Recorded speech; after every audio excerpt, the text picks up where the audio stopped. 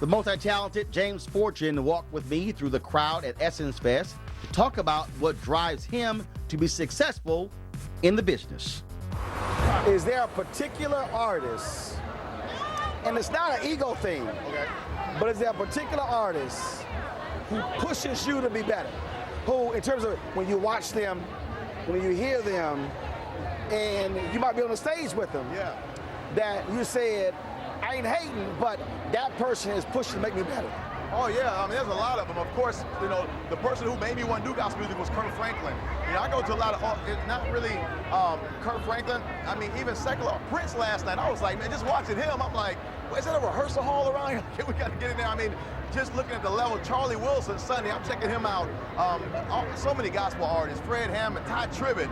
As far as the newer one, I would say Ty Tribbett. He's the guy, man, he's amazing, good friend of mine. He's just moved to Houston, Texas as well, but he's that guy too as well. Ty, phenomenal. Well, and the thing I tell folks is that it's not ego, but what it really is the desire to be great. Exactly. And to be great, you really need to have somebody else who pushes you. Being around greatness pushes you to be great, you know, and that's why it's always going to get external knowledge. You can't just stay in your own little bubble and do what you do. When you look at other people, like you say, that are doing it and doing it at that next level, I mean, even you, I mean, me and my wife, we watch you every morning, you know, you and then First Take, but you, I mean, as I watch how you do interviews, I DVR that, I study that, because I want to be able to have those one-on-one, those conversations that feel just like you at home, you know, just talking to a friend. So I love what you do. You push me to be better. Well, I tell you what, man, it's always about going to the next level. And I think that if anybody, I tell people all the time, young folks ask me all the time, they say, I want to do this, I want to do that. I always tell them, you got to have a work ethic. Yeah. So let me ask you this question. So how do you deal with failure? Man, you know what? I had to understand that anybody who's ever achieved anything great has failed more than they've been successful. A lot of times people see your success, but they don't know the failures. The failures help make you to be who you are. Failures develop your character. I didn't like failures. A lot of times, Roland, I think I'm ready for a platform. I'm ready to do this. God would say, James, you're not ready yet. Your character's not ready. And he showed me an illustration real quick. I was in the store with my son. He had made all eight. I said, James, pick out a toy, I got you. He went and picked out a toy. I turned it over and said 10 and up. I said, well, James, you know, you're only 7. So the manufacturer understood that it wasn't that I didn't want to give him the toy, but I knew that he wasn't ready for that yet. A lot of times our Father, we want this, you know, God, I'm praying for this, I want that, but God says, if I give you that, you're going to mess your whole life up. How do you handle people who are on your team who have low expectations?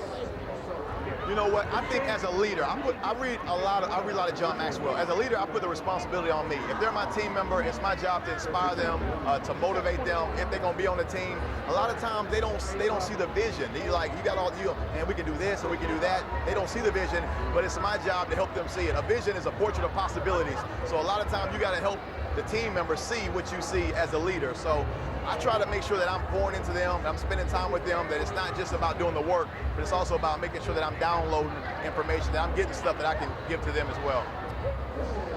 A lot of people say, I want to do this, this, this. I always say, the real question though, is it in God's will for you? Yeah, wow. And there are a lot of people who say, I want to be a huge gospel artist, but that might not be what God has for you. Yeah, it might not be, and it's frustrating because, you know, even me, a lot of people see where I'm going to come up to me, you know, Jay, how can I get out there? How can I get on this stage?